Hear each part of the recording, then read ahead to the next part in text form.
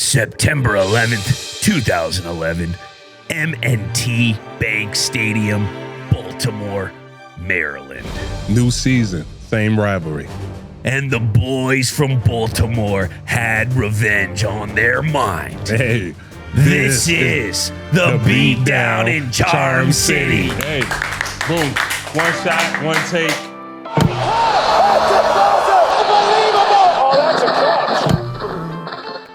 Welcome to Games with Names. I'm Julian Edelman. They're Jack and Kyler.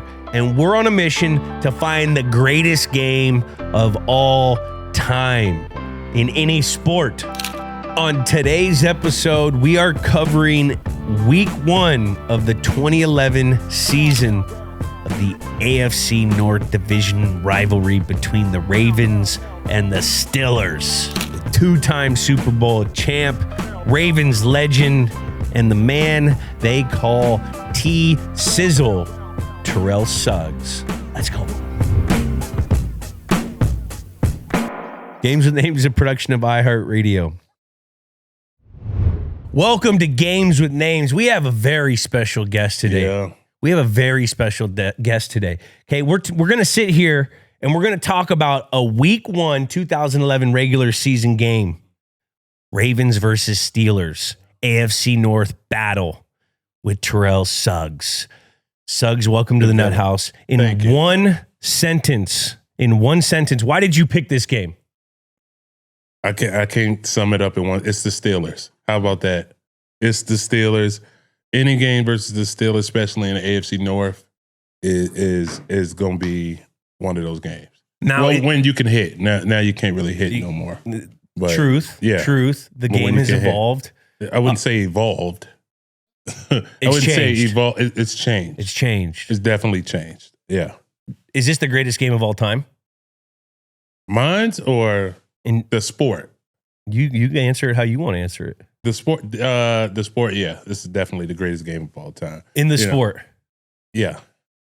I would say that. Yeah. I would say the sport is the greatest game, but everybody know soccer, football is like I'm talking about sport. this specific game, week 1. Okay. This was Steelers versus Ravens, week 1. Is this the greatest game of all time? Yes, absolutely. And, you get one of two meetings right out the way, and it's when you're at your freshest. Week 1, most definitely get it out the way, and it's on your home field. So the odds are forever in your favor. I like it. Yeah. So what's life looking like these days? Man, just waking up early, going to bed late, new baby, you know what I'm saying? Congrats. And thank you. And, he named Dash, running things. He running things, man. So I'm not sleeping much, but I'm enjoying life. Yeah. I'm enjoying it. You get to be dad, man. Got to be the dad. best job in the world. You also have a 16-year-old who's 6'3", 170 pounds. Yeah. Eats. That's all he do is eat. How's it being a sports dad? Are you sports dad? Yeah, I'm a big sports dad. My daughter's going into her senior year. She's 6'2". Wow. She is 6'2". She's a senior at St. Francis in Baltimore, and she's about to go off to college too. So we're going to have to pick one of those soon. What does she play? Basketball. Monster. Yeah. That's got to be, I think it's like the most excitement I get. And my kid's only 8 playing soccer. Uh-huh. But like watching your kids try hard at something and progress at something is like, that's like the same feeling I got on the field almost. Man, it's like you get to really be a true fan. Yeah. You know what I'm saying? You like really invested in this person. You know what I'm saying? So when they have a bad game, you having a bad game. Yeah. You know what I mean? So yeah, like it is really good. And with my daughter, she have more good games than bad. With my son, sometimes I'm like, dude, what are you doing? What are you out there doing? You know what I'm saying? But sometimes I'll be like, okay, that boy holding up the name. He's living up to the name. But yeah, but my daughter, she get that ball in the block because she's 6'2". She's just gonna score. Now, do they feel a pressure of being T-Sizzle's kids? No. They be like, my daughter was like, you're not the most famous one in the family no more. I am. You know what I'm saying? So like my daughter's like, yeah, it's my turn now. Like, they don't have no pressure of being my kid. It's like, I'm going to be known for being their dad. You know what I'm saying? Them not being my son or daughter. The apple doesn't fall too far from the tree. No, it don't fall too far from the tree, but I love the competitive nature. I love it. Yeah. Now, are you watching football these days? I am. More college, you know what I'm saying? Because, you know, college is very entertaining. And the NFL is just, you know, you could kind of predict who's going to win. You know what I mean? You don't want nothing like WWF. You know what I mean? Like, oh, I know somebody who, you know, which teams is better than which teams. You know what I'm saying? You kind of got to just, with college, you never know. You never know. You never know. College is so much entertaining to me. You know what I'm saying? And, you know, they got the NIL deals now, but before they had that, you know, college was the last pure form of football. Everybody's bringing home the same. You know what I'm saying? So you got a good product with that. But, you know, the NFL, they're going to market who they want to market, and it's all about quarterbacks and you guys now. Receivers. That's dominating the game. I mean, they want to light it up. I felt like he gave me a look right there. Yeah, no, it's disgust. About y'all. No, when he said that. It's about y'all. It's about, so, they said the fans want to see touchdowns. So defense, y'all can't hit. You can't touch at the 5 yards. Don't you dare tackle a quarterback or breathe on them. Don't you dare breathe on our quarterbacks. Like, the game's changed. No, I agree. I talk about it on Fox all the time. Like, how you expect defense to play defense? We're already got a tough job. You know what I'm saying? We got to stop the fastest, most athletic people in the world already. Backwards. And now it's like, now they want us to do it with our hands tied behind the back. Like, nah, you can't touch at the 5 yards. You know what I'm saying? Oh, you definitely can't hit if they go. Like, remember, we used to live off that. Hit a guy coming slipping across the middle. It's like, oh, I'm going to catch him slipping. Yeah. I'm going to catch him slipping coming across this middle, and I'm going to get my highlight, and it's going to be all over ESPN. Oh, ain't none of that no more. I was on 2 highlights from you guys. I mean, you know, that AFC, man, that AFC is brutal. Bro, one time I got hit by Ray in the red area. Yeah. I start walking to the other sideline. Haloti Nada says, hey, buddy, your sideline's that way. Oh, yeah. Like, you're going the wrong way. I don't know if it was your rookie year or your second year when we played y'all in the playoff. That was rookie year. Oh, my God. Me and Ray got you so good. I got the picture.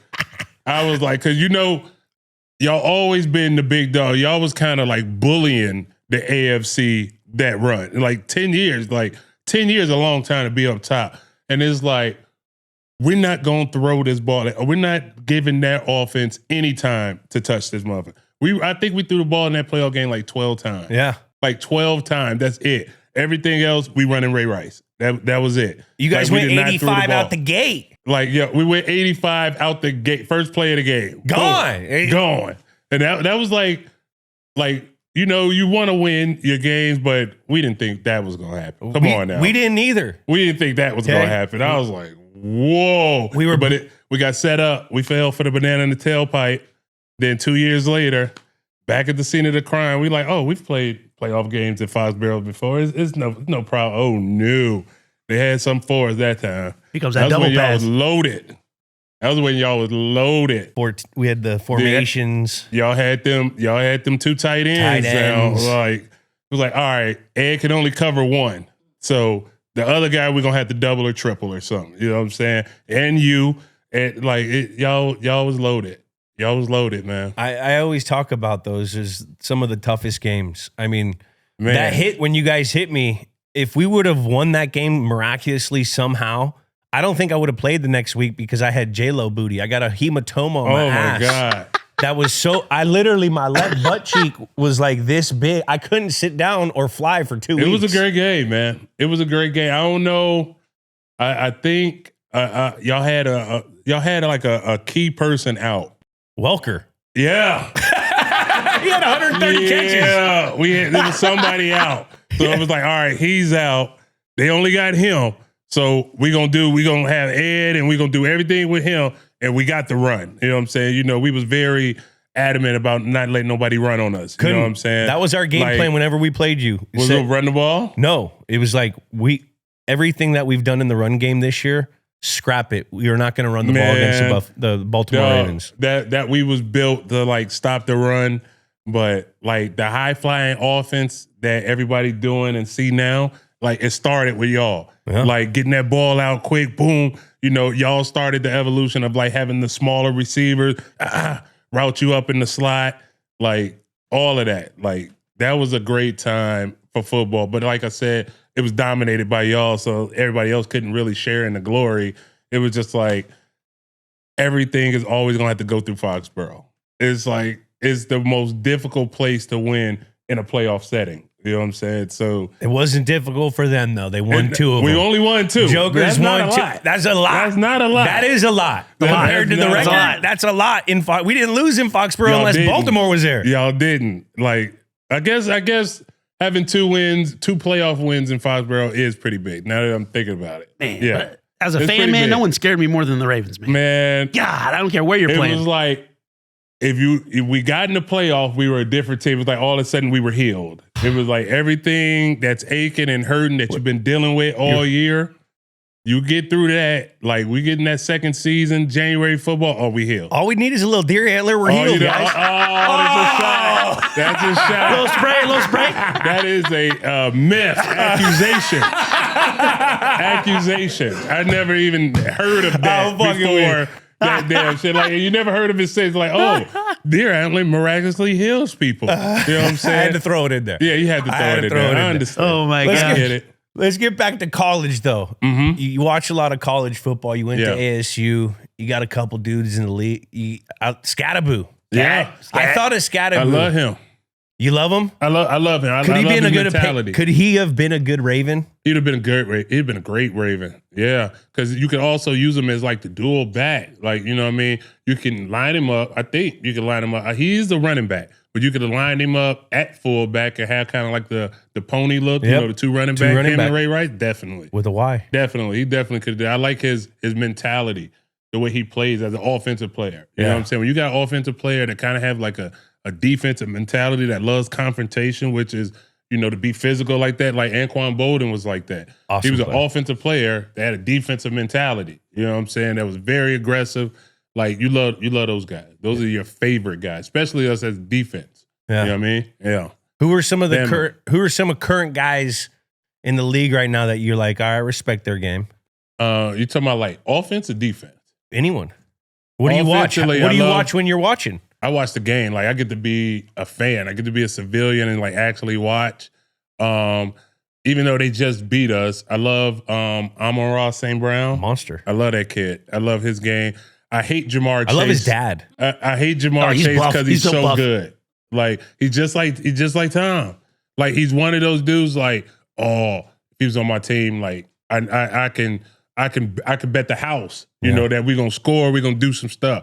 But playing against him, you hate him. Oh my God, Jamar Chase is like I hate the kid because he's so good. Like that, and I think he was averaging like 233 yards on us last year. That's crazy. Like, you play, like, you have a good first game, you go into the second game like, yo, he's not gonna touch this motherfucker. I'd be surprised if he finishes. Like, if we don't knock him out the game, I'd be surprised. No, he had 2 games for 200 yards receiving. That's crazy. That's bad. That's terrible. That's crazy. Like, but you can't. And it wasn't like it was just some Joe Blow off the street. Like, dude's top 3. Dude is top 3 receiver in the league right now. Easy. Unreal. And because he can do everything. He can do everything. He can go up and 50-50 it. He can hit you in the screen game, which probably not against you guys because you guys are. I don't know why you always got screens. We couldn't run screens on you. We couldn't run the fucking ball on. What could we? How come you do good on screens? We always were looking for it because that's usually when a play broke. It's like a screen. Like a screen you totally didn't expect to see. And you get hit with a screen and it gets out the gate. It's out the gate. I remember Demaryius Thomas, like, it was like opening day after we beat them. And we played them in their opener. Man, he ran a screen on us. He must have went for like 80. Yeah. Like, I was just like, oh my God.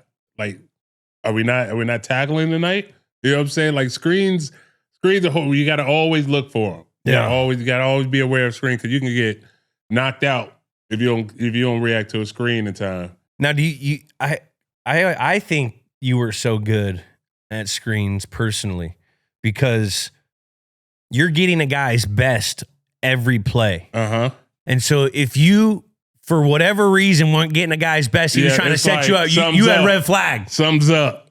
Definitely. Sums up. Like, my favorite was like when they used to do the tight end screens. Where they used to have to try to have a tight end block you, but he's not coming out at you like he normally does. He's like, oh, he's trying to do a screen. I'm finna pick this one. Yeah. You know what I mean? And it's like also, I love screens because it could be the only time I get the ball. Like, I've picked off a couple of screens. 7. You know what I'm saying? I picked them off. You know what I mean? And it's like, yeah, I get to get some picks. You know what I mean? Go to the zone. You know what I mean? So I was always like kind of into it. Like, I always wanted to like know when the screens come so I could like pick it. No. You know what I'm saying? Yeah, 1,000%. And where did all this football IQ come from your whole team, especially with you, like with your approach of football? You were a dominant football player in the run game, in the pass game, but you were also such an intelligent player. How did you approach the game? Because of our leadership, man. Like, I played with 2 of the best football minds ever in history. You know what I'm saying? One I sat next to for 15 years. You know what I'm saying? Ever since I got in the building, I sat next to Ray, and it wasn't because like, oh, like it didn't start like, oh, I'm gonna sit next to Ray Lewis so I could pick his brain on the game. He sat on the back wall and you can go to sleep. You know what I'm saying? Like, coaches is at the front, but no, he's so like passionate about ball. You ain't gonna get no sleep back there. He talk about ball the whole time, this and that, setting this up, da-da-da-da. That way when we come back and we play these guys, and then like he like got the whole season mapped out. And I'm like, dude, I'm just trying to get through the day. Yeah. You know what I'm saying? But they, like Ray and Ed, they was like, they just were football brilliant. And you know what I'm saying? They were born and that's who they were. Yeah. Football players, you know what I'm saying? So like far as like the game as a whole, like Ray taught me, you know what I'm saying? I also picked it up from Adalys Thomas. He was a huge mentor for me. And but like coverages and understanding like route concepts, Ed has a mind, like I didn't even know like defense player could know like offense like that. You know what I'm saying? Like Ed Reed was brilliant. Like just like far as, like I said, route concept, what this guy gonna do, what the coordinator, what they setting up, what they want to do. Like, all right, they finna come to you because I gotta go help over on Andre Johnson type shit. Like, I'm like, damn, he like knew, and then they will come and do it. Mm-hmm. You know what I'm saying? And like if the guy didn't believe it, he usually paid for it. You know what I'm saying? Like you have to when those guys are talking, you're paying attention, you know, especially on Sundays. But like in practice, those guys had their hand full because, you know, we were a little fucked up. Yeah. You know what I'm saying? Everybody know like the Ravens, those guys, like they kick ass, but they all a little special. You know what I'm saying? So our leaders, like they had to like keep us like, look, don't play, like give us 5 plays before y'all start fucking around. You know what I'm saying? Because we was, you know, the locker room, we big ass kids, man, big ass boys. You know what I mean? Like just the boys are real life like tree house, you know, clubhouse. Yeah, you know what I'm saying? But rich kids, yeah, you're in there just having a ball. Like you know what I'm saying? Like I had a 17-year career and I could say I didn't work a day in my life. Yep. You know what I'm saying? Because it was hands down.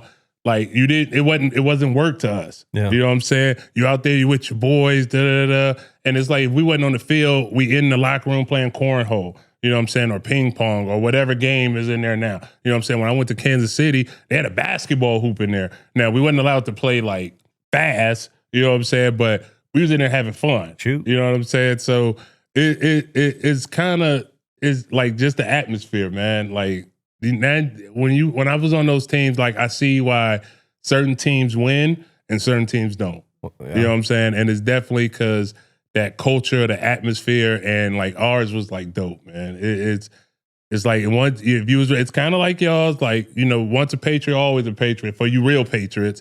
You know what I'm saying? Not the guy that came in for 2 years and stole a ring. You know what I'm saying? Like those guys, those don't count. Congratulations, got your ring, but you're not really a Patriot. But just like Raven, like you got to be a Raven through and through. You know what I'm saying? And if you is one of us, it's like it's a fraternity. You're always going to be one of us. 1,000%. And it was portrayed anytime you played them. You guys could tell that you had a tight brotherhood in the locker room, on the field. You guys were always in unison, always on a line together on defense. And yeah, man, it was good, man. It was a good time, man. Like I look back at it like with regret because I didn't take it. I took it for granted. You know what I'm saying? Like you always think like, oh, we're always gonna play with each other. Yeah. You know what I'm saying? And when you're young, you're stupid. You know what I'm saying? You think you're gonna be young and stupid forever. You know what I'm saying? It's like, oh no, this is gonna be life forever. Like, no, bro, this ends. Yeah. You get old and then your kids come up and try to think they the ones now. You know what I'm saying? Like Most I famous still sons. never get over that. Like I was playing like basketball against my daughter like last year, and she like blocked my shot and went and told everybody. She was like, "Yeah, I blocked my dad. Like I'm the one now." Getting dunked on by daughter. Like my daughter, she just swears she's the one now. Like, but I think she is. She definitely got something.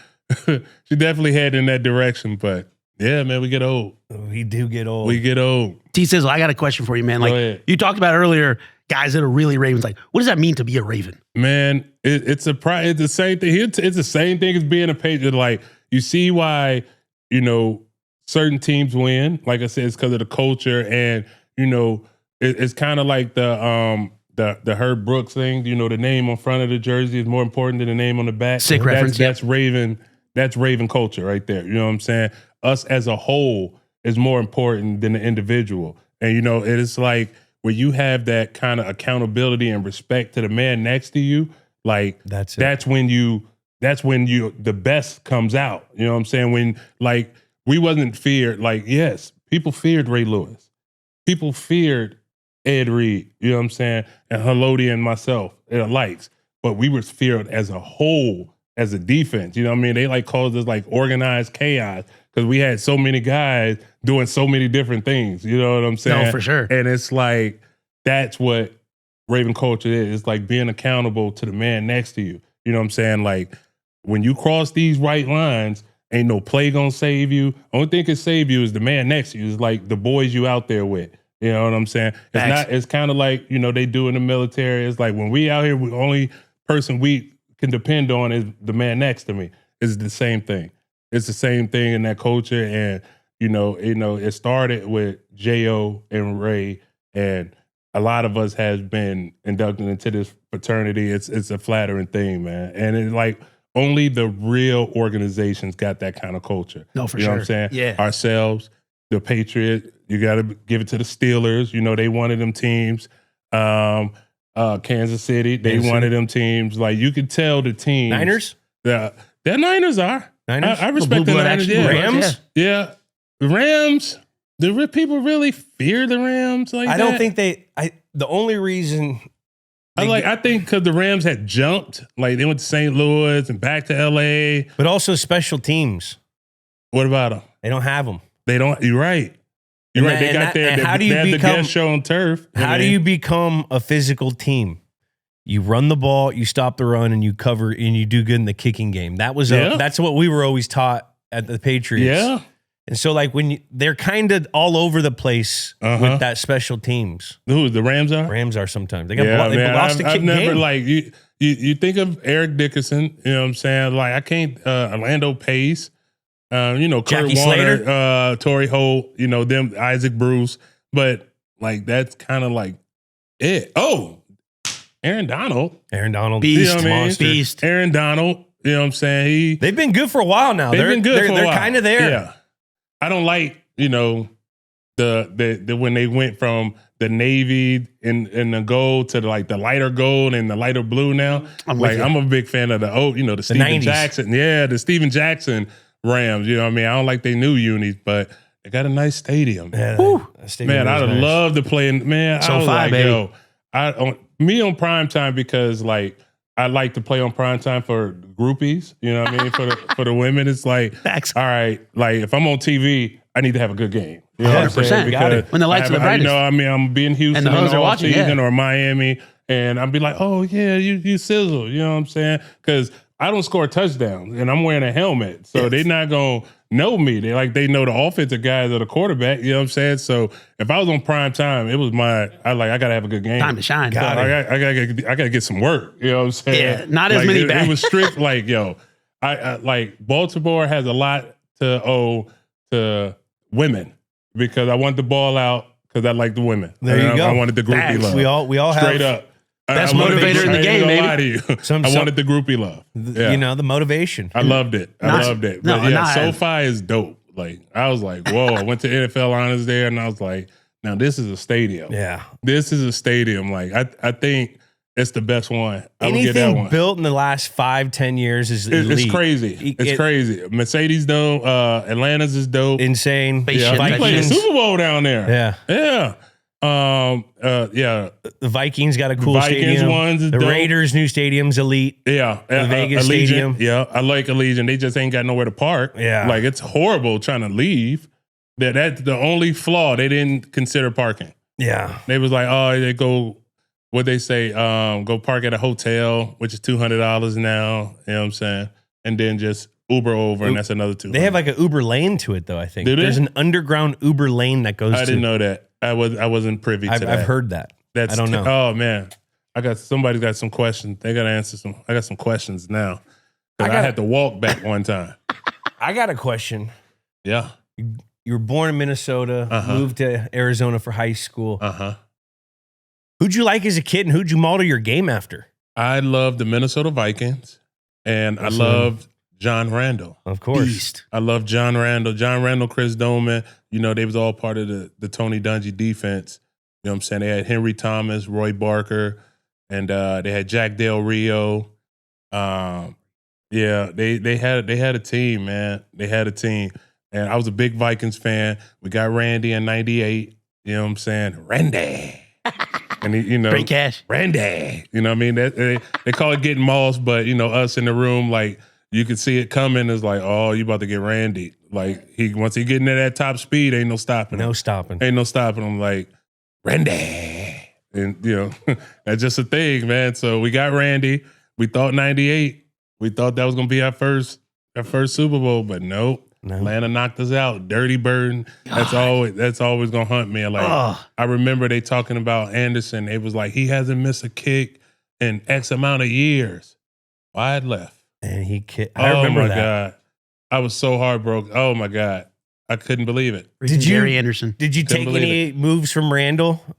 No, I wasn't as strong as him. Like, him and both Reggie White both had that hump.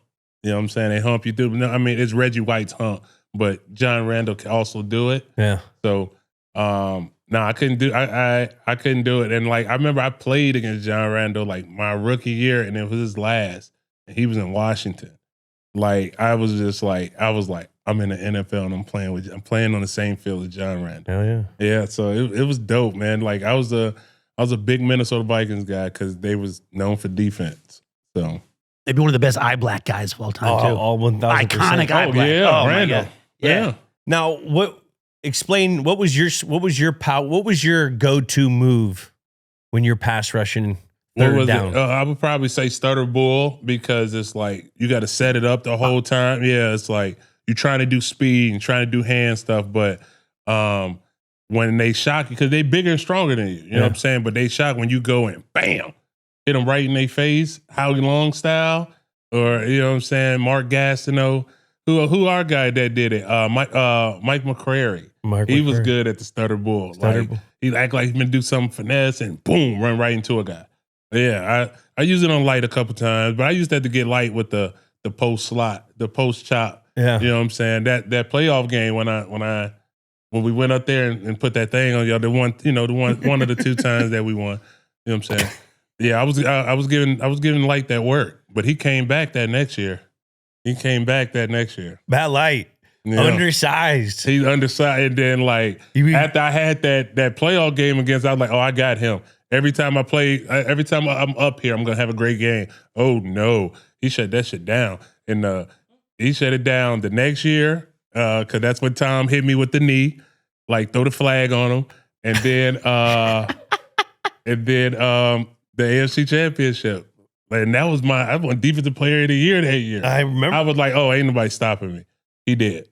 Matt Light did. And I was like, oh, we going up there to Foxborough. I'm going against Light. Last playoff game I had against him, I had 2 or 3. So I think we're pretty good. Y'all had it. Y'all had us, man. Who else did you battle against? Jason Peters. But remember, like I came in the era, it was still the big legendary left tackle. So Walter Jones, Willie Rove, Brian Shields, Will Shields and Brian Waters. Right. That was the longest football game I ever had in my life. They kicked my ass on Monday night. I think they had one of them games where they only threw the ball like 10 or 12 times. And you're playing against 3 Hall of Famers and they running the ball the whole time. Yeah. Like, that was a long night for me. It was like, y'all can go back to it. It was, I want to say it was 2005. They had Priest Holmes and Larry Johnson. Oh my gosh. Hold on. We gotta look that one up. Man, and they was running that thing behind them Hall of Famers. They had our number that night. It wasn't no Raven defense. I think both of those backs probably went over 100. And we didn't give up 100-yard rushers, you know what I mean, often. But Willie Roaf, who else? I said Willie Roaf, Walter Jones. Who else is big from that era? That's pretty. Marvell Smith was pretty good. I always forget this dude because I went to college against him. We played against college, but Levi Jones. Levi Jones, he was like the most athletic.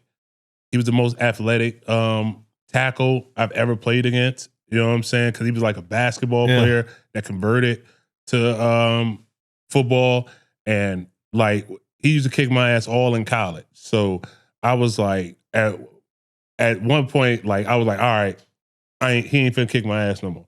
So I had to get my game up. You know what I'm saying? So I would say definitely like I owe a lot to like Levi for just, being who he was and being as competitive as he was. He never wanted to lose. Like I never wanted to lose. You know what I mean? So Levi Jones, and I always got to give Jason Peters his props. Like, I don't think I ever got a sack on him. And he was undersized. He was like 6'2" or 6'3". And you think like, oh, he's short. I'm finna do what I want with him. Dude, he's like Tim Duncan. He was very fundamentally sound, and he was more athletic than he looked. Yeah. Yeah. So, now, when you say I had to go back and I couldn't let him win everyone, what do you do when a guy locks you up one game? Yeah. Do you psychologically have to bring different things to your game? Do you physically got to work hard? Like how do you get better when I have to go to his tape, like, because it's the league. Everybody's gonna get got once or twice. You know what I'm saying? So I gotta start watching the guys who are successful against this dude. And it's usually like a guy that wasn't like a high pick. You know what I'm saying? He's just a tough dude. You know what I'm saying? So you got to go watch people in his division. You know what I'm saying? Like the guy that's playing behind the starter or something, we're probably giving them that work. Yeah. You know what I mean? Like those tough guys that has to earn, you know what I mean? They're like, I got to earn my food. Yeah. Like I ain't nothing given to me. Those dudes, like you go watch their tape against them, those guys, and that's how you'll end up getting. But I don't remember it ever working on Jason Peters though. Like, he's one of those guys that kind of had the sizzle number. Yeah. Yeah. Dude. Not many of those dudes. Dude was solid. He had the Sizzles number? Yeah, he had the sizzles number. Him and Whitworth. Whit. Like, Whit is huge. You know what I mean? And he was like tough, and you couldn't bull rush him. You know what I'm saying? So you had to like strictly beat, Whit get off, athletic ability, and like counters. You know what I'm saying? Because you wasn't going to physically manhand him. I like it. Now we'll jump in. We'll jump into the AFC North and we'll jump into the Steelers. Yeah, let's do it. But before we do, how come you hated us so much? Because y'all won. Y'all won. Y'all dominated a decade. You know what I'm saying? And some it was would say like 2. Like some would say 2. You absolutely right. You are absolutely right. Like you. What do you got? 6 rings, 7 rings? That'd never be done in any sport ever again. Like, come on now. How come you guys crazy. Always brought it to us? So cause you gotta understand, we were like polar opposite. Y'all was like, hey, it's about the team. Y'all stuff. We like, we loud. We about that action. You know what I'm saying? Y'all was built on offense. You know what I mean? Y'all was known for y'all offense. We known for our defense. You know what I'm saying? So, and like I said, y'all all good looking guys. Tom dating supermodels and stuff. He dating supermodels, getting paid a lot of money. And he's winning Super Bowl ring. Oh no, we're tired of this. We're tired. Guys got it all. Like he had it all. like that's a dream. Like we all thought we were gonna. That's the life we all thought we were gonna live. Like, look, I'm exceptionally good looking. You know what I'm saying? I'm gonna date any supermodel, anybody I want, and I'm gonna win all my games. Like every big game I'm in, I'm gonna win. And like I was just like, it just rubbed me wrong. You know what I mean? Like, okay, you win a little bit, but like all the time, you know what I mean? It's just like, it kind of really grinds my gears. So, you know? all right, really give me the Mount Rushmore of Patriots that pissed you off the most.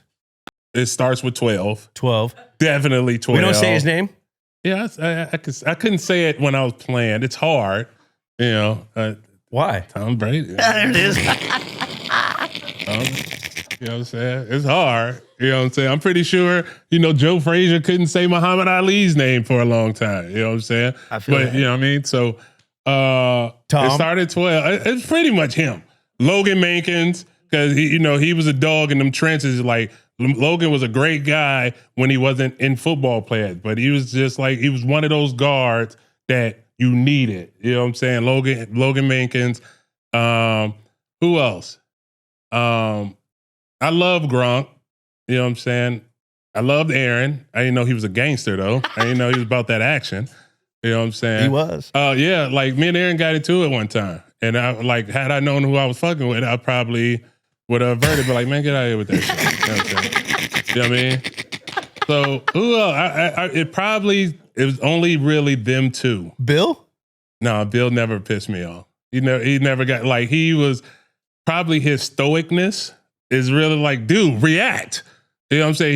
He didn't react to anything except for one time, like, I think y'all was playing Carolina and like the field goal where y'all lost and like hit it, like, I don't think it was went no over, good. but yeah, it was like one of those things, like, but they called it good and Bill like chased the dude into the tunnel. I was like, oh shit, they finna fight. And there's the Luke Kuechly holding on Gronk in the end zone too. Yeah. On that Monday night game. Yeah, Bill went after him. It was a big thing. Yeah, that was huge. So, Bill never got under my thing, but I would say the Mount Rushmore, it would definitely be 12, Logan Mankins, and y'all fans. Oh my God. The last two spots. Oh my God. Like, even y'all security guards, like, yo, y'all finna get y'all ass whooped. Like, dude, you're fucking security guard. Set up. Like you're not even supposed to be watching the game. Just you know what I'm saying? Zip that windbreaker up. Y'all fans, like, don't let up. You know what I'm saying? Like, it was definitely probably Tom, Logan Mankins, and the fans. And the fans. That's T-Sizzle's Mount Rushmore. That's a hell of a Mount Rushmore. That's a hell of a Mount Rushmore. A whole lot of fans on that they got to etch in. Yeah, like, he wasn't like, the older guy, Soder. He didn't talk much. Like, did he talk to you all around? He didn't talk very much. Yeah, he was he was solid. He was a good right tackle. Like Nate. Long. Yeah. And like then Nate. Seabass. We had Seabass. Remember the German? Oh, okay. Yep. Yep. We had Brian Waters for a little. Y'all did have Brian Waters for a little. We had Brian Waters. Yep. We had Conley on the offensive line. Yeah, had a nice little team. Yeah. But like, it was just 12 and Logan. Yeah. Like, because I'm pretty sure I had a stunt and Logan did some Logan shit and slammed me or choked, grabbed me by the neck. You know what I mean? Logan Mankins. Logan was nasty. Logan Mankins, yeah. That's what you want your guards to be. You had to be like that against the Ravens. Like, no, you had to be like that against the AFC. Like, the AFC was like, it was a run where whoever won the AFC was like going to win the Super Bowl. You know what I'm saying? It was like, we love playing NFC teams. We feel like y'all over here comfortable. You know what I'm saying? We over here getting in the real grind in the AFC. You know what I'm saying? Exactly. Wet. Man, going to play Cleveland in week 14 and 15, that ain't no matter what kind of season they having, going to play on that lake in the latter months, it hurts. It hurts. Every hit hurts. Like, you better come out winning because you're not going to feel good while you're doing it. So hopefully you win. But that AFC was rugged, you know what I'm saying? And like, nobody really feared NFC teams. Like, you'll have a team here and there that was like, all right, they really good, but we like, no, we in the AFC, man. We got to get out of this. We get out the AFC, we good. AFC. The AFC, man. Still is. Now let's get into the serious stuff. We're talking football food, specifically Daisy French onion dip. That is serious. Gotta try these delicious new dips from Daisy. These are so delicious. They're like homemade dips. Made with real herb and spices and other ingredients you'll find in your kitchen. Also made with some Daisy sour cream. Daisy sour cream is a long-standing staple for Taco Tuesday. You know what I do? when I get my street burrito, I get the squirt Daisy. Yeah. And every bite. I know you. I'm a huge sour cream guy. I love sour cream. on top. So I think burritos can't live without sour cream. I completely agree with that. They also have Daisy ranch dip. I love ranch dip. Yeah, it was great. I love it with crackers, wings, plain potato chip, the ones with the little crinkles, maybe some bell peppers. So get out there and give Daisy French onion dip a try. You will not regret it. Let's go back into time. We have a segment where we go back in time around where the game took place, September 11th. Wow, 2011. Right, this game opener. And we go over pop culture, number one movie, Contagion, which actually happened like 10 years later. That's crazy. COVID. Sheesh. Number one song, Moves Like Jagger by Maroon 5. I hear you're a big movie guy. I am a huge movie guy. I love movies. What's your favorite movie? Of all time? Yeah. Godfather. Great Godfather. Yeah. Got kiss rings. It's a great story about family, succession. Like, I love The Godfather. I watch it every time it comes on. I throw it on myself. So Godfather. Favorite sport movie? Ooh. I want to say The Program because it was like, I want to do that. That was the first movie that I love. But Miracle, man. Miracle's the good. Miracle Night. Like, I like to Remember the Titans. I love Miracle. Which one? Remember the Titans. Yeah, I love that too. I love that too. In theaters. But, it was, I felt like that was like a kiddie football movie. It was like after the Little Giants. You know what I'm saying? Yeah. Like, I think what's more truth telling is definitely Any Given Sunday. You know what I'm saying? That's like, right. You got to see how NFL life is. You know what I'm saying? But I think my favorite sports movie would definitely be Miracle. Miracle on Ice. Like, I love everything. Like, we wasn't the favorite, and we had to beat, our political rivals too. You know what I'm saying? Like, the whole story of, just around that time and Herb Brooks' story. You know what I'm saying? I love Miracle. Yeah. Love Miracle on Ice. Yeah. Didn't you produce stuff? I did some film. I did some film. If you're going to produce a sport movie, what kind of sport movie are we going? What needs to be made a story? Easy. Football's easy. What story would you make a movie in the NFL? Love that. I don't know. You put me on the spot right there. I don't know because there's so many stories. There's so many. Like, I don't know. I would love to see Ray's story. Like, if he had like a biopic. Yeah, that'd be dope. Times would be dope. You know what I'm saying? Like, but he wins all the time. So there's no like. It'd be a Disney movie. Yeah, like there's no. There's no like he's not gonna have to defy no odds because he's always been top dog. Yeah. You know what I'm saying? And so, that's not everybody likes an underdog story. When was he ever the underdog? Well, until he got to the Patriots. Like, Penny. Big 199. Pick 199. Yeah. Well, didn't he balled out at Michigan though, right? Nah, they had the Henny guy that they were trying to start over him, who was the baseball guy. Okay. And then he was splitting time with them his senior year. I did not know that. He brought him back in the Orange Bowl that year. Okay.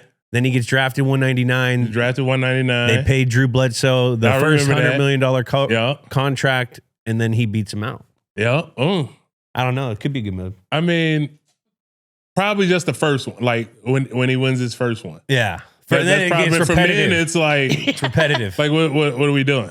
You know what I mean? What are we watching? Too much arc. Like we already know what's gonna happen. You know what I mean? Like he didn't have a post. Like you know what I mean? Like you can try to throw Peyton in there, but it's not the same. Like people didn't fear. Like people feared Peyton, but people knew like when we played the Patriots, you can't make no mistakes. Do not let him know what you're in, even though he already knows. And definitely, like, don't be somewhere you're not supposed to be. Like, like if you're out of place, he's gonna know what you're gonna go right to it. Bow. Yeah. And y'all hear that the goddamn the Departed, they play that shit all the time. That's like shipping up to Boston. Anthem. That's right. Ship up to Boston. Turn that shit off, man. You're like, wow. That gets us going, baby. Oh my god. Oh my god. Like second we hear that, it's jumping off. Right before the ball even kick off, you hit a Departed. Just immediate. Oh, fuck, it's gonna be that. Like, please let us not hear that shit. White guys in Larry Bird jerseys go nuts for that. Them boys going crazy up there. So they could also make like a cool what is it? Psychedelic sport movie with Aaron Rodgers, who won MVP this year. There it is. Ooh, I like that. Or the Giants movie. The Giants. Oh, Y'all gosh. went 17-0. 17. I wasn't there. 19-1. You wasn't there yet? I wasn't there. I was a kid. Oh shit! I was in 8th grade. Oh shit! Yeah, Still too soon. Like that's still the craziest thing. Like That is- no, they get to that last game of the year. That is Like it's incredibly hard to beat a team like twice in that short span. Like remember, late 17. both of them, Tom and Randy, and they had just broke some record on them like 2 or 3 weeks before. Yeah. In New York. Yeah. When lit up New York. Like, oh yeah.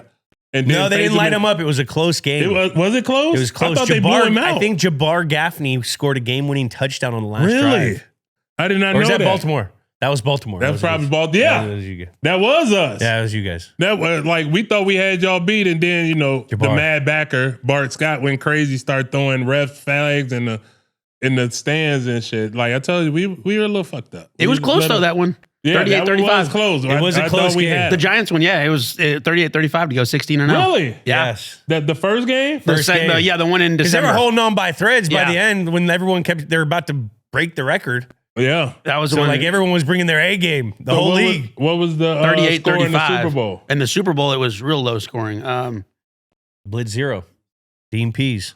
Dean Pease. We hit the blitz. Dean Pease. Randy used to come when I first got to New England. You know, you do the walkthroughs before practice. Uh-huh. You know what I mean? Randy would be over there. Dean Pease, don't be putting on that Blitz 0 bullshit. That was 17-14. because 17-14? because that's when Plaxico scored the game winner on him with the Blitz 0. Oh, the Blitz 0? In the 18-1. Damn. That's Yeah. crazy. I still Y'all can't went believe- 19-1. 19, Yeah. 18 or 19-1. Man, I Yeah. can't believe Randy never got a ring. I know. That's Crazy. hard to believe. That's I know, why they man. probably will say he's never be better than Jerry.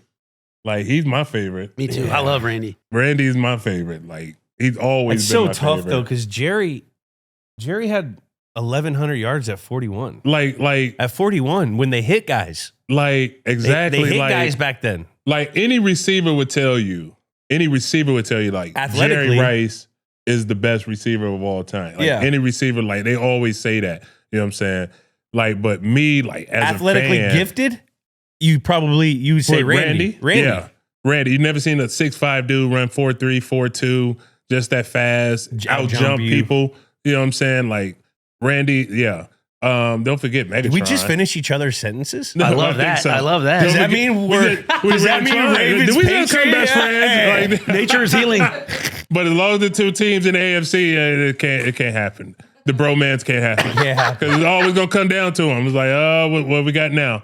But we can't forget Megatron. Like, can't. You can't forget Megatron. Like Megatron, like purposely, like didn't show other people up because he was like, I want the guys to feel good. You know what I'm saying? Yeah. Like he was like, I want to bring up my team. You know what I mean? So can't forget Megatron. I mean, Go in a would you put him? wormhole. Go in a wormhole and watch go look at Jerry Rice's box scores. They're fucking crazy. Yeah, I mean, They're insane. you can't deny it. You can't deny it. Like he's definitely top one or like top two. Like you know what I'm saying. So you don't know. Like I guess it's all and any like all the receivers say Jerry. You know what I'm saying. But like me, I guess as a fan, think I know football. I'd put Randy like Randy. Yeah, my no favorite. bias either, guys. He lived in Minnesota. No bias. No bias. No bias. You know what I'm saying. Even though I never seen nothing like that. Yeah, no, I don't think anyone did. I've never seen nothing like that. No. You know what I mean? All right, let's jump into this game, Jackie. You want to run through these Steelers real quick? Let's run into them. These Oh are the my 12-4 Steelers.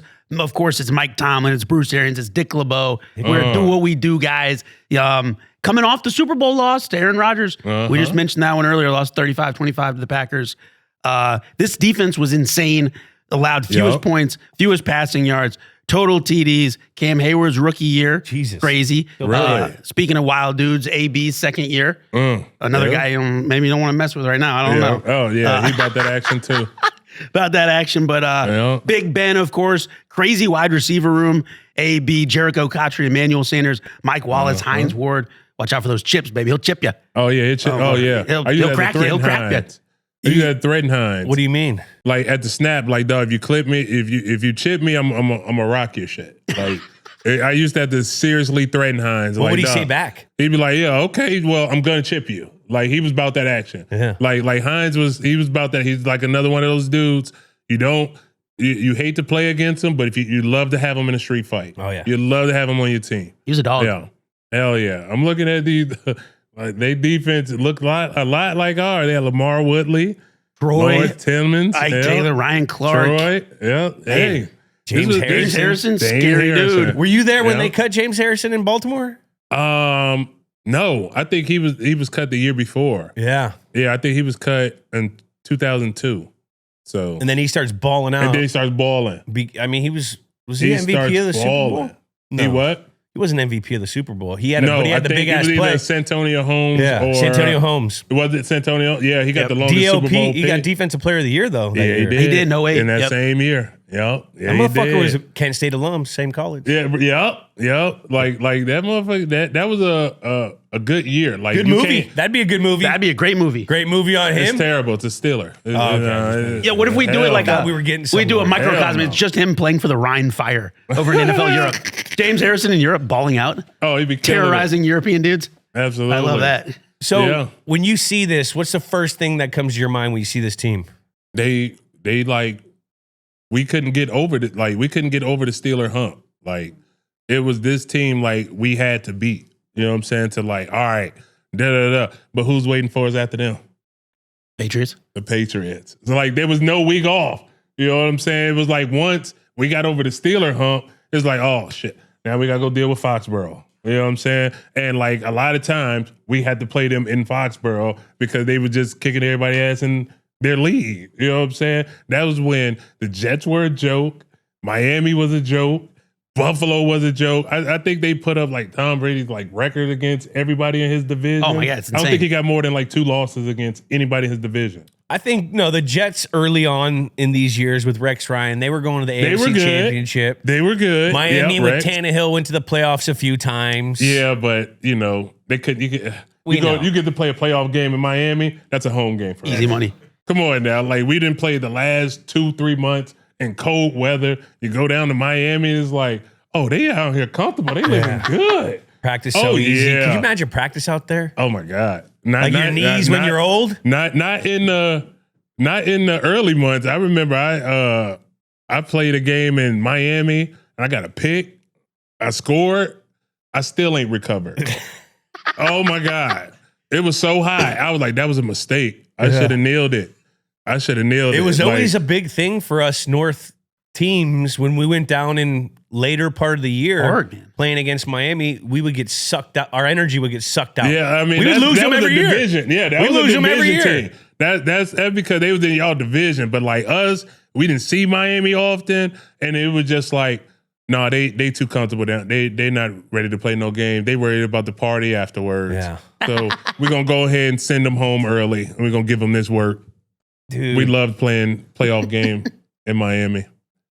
Hell yeah, Bell Harbor. Troy Polamalu. Yeah, Insane. I mean, how great is that? If Yeah. you think about it, just the AFC North. Very Yeah. similar two teams, Ravens, Steelers. Exactly. yes. Insane Exactly. linebacker, insane safety, insane D-line. Oh my God. Well That's why coached. these games were the train wreck. And like everybody, if you wasn't a fan of the two teams, if you wasn't a Baltimore Ravens fan or a Steelers fan, you watch Ravens Steelers.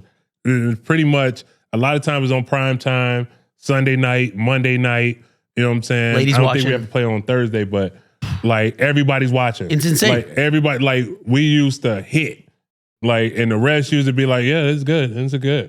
I was like, gonna say. like you could tell, like we broke Ben Roethlisberger's nose. We You know were what just I'm talking about saying? that before this. Like we broke Peloti. Ben Roethlisberger's nose. Like he bleeding and everything. We like, yeah, this is what this game's about.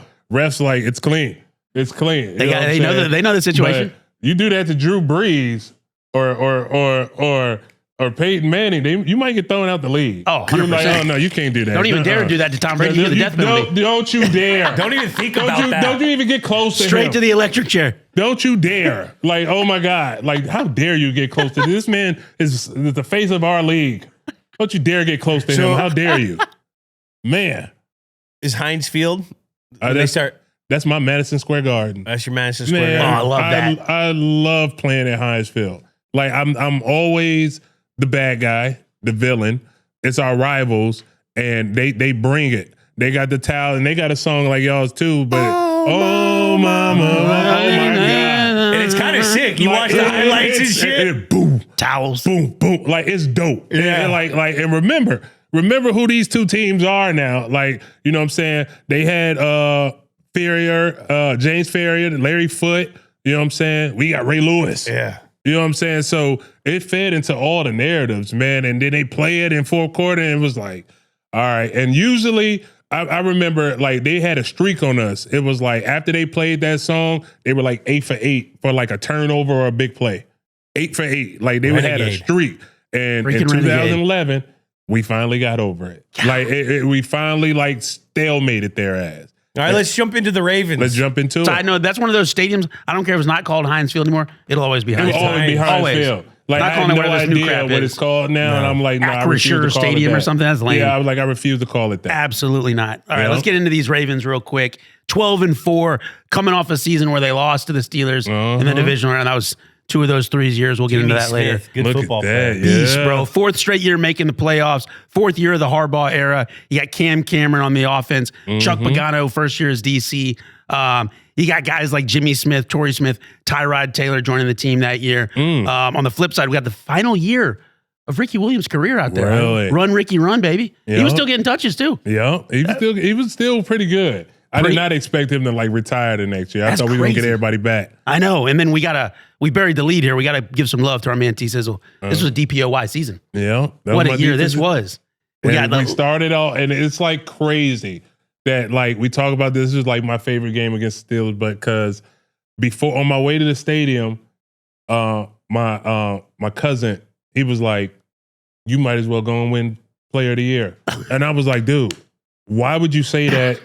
Like, why would you put that pressure on me on opening day?" You can't talk to What no the before fuck? the game. Like, he was like, "Dude, shut up. You're gonna win Player of the Year. This is gonna be your year. I swear to God. I swear to God." And I was like mad at him for saying, I'm thinking about that on the way to a game. And then my my assistant, my manager at the time, he was like, "That's a good idea." So he made me sign a jersey on the way to the game. On the way, this is opening game 2011. He was like, "Sign your name, 2011 DPOY." Like they like spoke it into existence. I didn't know, manifesting. like, I was like, nah, it's not gonna happen. After listening and for the last hour now here, I'm got a pretty firm grasp that the league's scripted. league is scripted with how you're talking Man, about it. I don't This know. shit's scripted. I'm not, you know what I mean? That's above my pay grade. I'm not in those meetings. I don't know. But it's crazy because they both of them, my cousin and my manager at the time was like, "Yo, you finna win Player of the Year." And like, remember, we still got that chip. We still got that bad taste in our mouth. Like these dudes, we was beating these dudes. Oh, yeah. Like in the playoffs, and they came back on us. Beating the like significantly, like it wasn't even close. And they came back on us Freaking and beat us, knocked us 21-7. out. Man, Yup. that's been a Yup. trend for you guys. Man, tell me about it. Tell me about it. It's like we right when you get ready 4-minute to offense. score, you 4-minute start offense. showboating, you know what I'm saying? And then we trip. We start stepping on our own dicks. And there you go. Let's do a little There you go. word association real quick before we Let's move do on. it. I'm going to put a name out there. You give me one word answer. All right. Start it off easy. Joe Flacco. Cool Joe, man. Joe cool. He just never rattled, never panicked, except for one time him and Derek Mason got into a fight on the sideline. That was awesome. Like it's always good to see some fire when the offense, especially like when they're not playing good. So you usually like you think like the offense is just like, oh, you got to do this, you got to do that. Come on, guys. Whereas defense, you get motherfucked. You know what I mean? Like, what the fuck are you doing? You know what I'm saying? Defense mentality and offense is totally different. But it was great to see those two kind of like go at it on the side. Like, okay, I like all it. right, it's important to them like it's important to us. You know what I'm saying? So yeah, Let's keep it going. One word. Ray Lewis. Ray Lewis, the general. The General. Torrey Yeah. Smith. Torrey Smith. I love Torrey. I hope Torrey loves me too, but like in his rookie year, I like bullied him a lot. Like, I mean, like excessive. because he was really fast. You know what I'm saying? Like incognito It level? was a normal thing before the Richie Incognito thing. Yeah, it was normal thing. Normal. It was normal. Yeah. And we didn't get all crazy, but like Richie was like psychotic, man. He's like always been like that. I heard like a story when we were in college. He used to call like his offensive coordinator up at like 2 a.m. and like cuss him out and shit. Like dude has had like Talking about a wake up call. Jeez, dude's been a little fucked up everywhere he's been. So I'm glad he's true to himself. You know what I'm saying? But yeah, Torrey, like he's very, very fast. You know what I'm saying? He was like the fastest receiver we had like at that point. And like I ain't never seen nothing like it. You know what I'm saying? So speed. There we go. There go his one word. Speed. Haloti Nada. Oh, the enforcer. The enforcer, Tatanka. He's another one of those big guys that very soft spoken, very nice. And nice. Until you piss them off. Don't piss Haloti off. He'll turn into a human natural disaster. Like he will tear some shit up. But Haloti Nada, he was definitely our enforcer. Coach Definitely. John Harbaugh. Oh man, what's a good word for John? I like, man. He brung the championship mentality to our culture. You know what I'm saying? He was like, I'm not trying to change who y'all are. I just want y'all to do it legally. You know what I'm saying? Because like it's good to knock a guy out. Don't knock a guy out after, the whistle's blown and cost the team. Yeah. You know what I'm saying? He was like, do all the shit y'all want to do. Let your personality shine. He was good at letting us be us. You know what I'm saying? But he wanted to, like I said, he wanted us to do it legally. He wanted to clean it up a little bit. Like, hey, be y'all, but do it in between the whistles. You know what I'm saying? Don't penalize the team. Yeah. Ed Reed. Superman. He can cover both sides of the field, man. Superman. That's easy. You know what I'm saying? Who was like the team asshole on the team? You're talking to him. Okay, just making sure. I just you are talking to him. I didn't want to say it. You're talking to him like. I hear stories about me. I'd be like, yo, who the fuck was that? Like, nigga, like I've heard some crazy shit about me. Like a lot of shit I don't remember.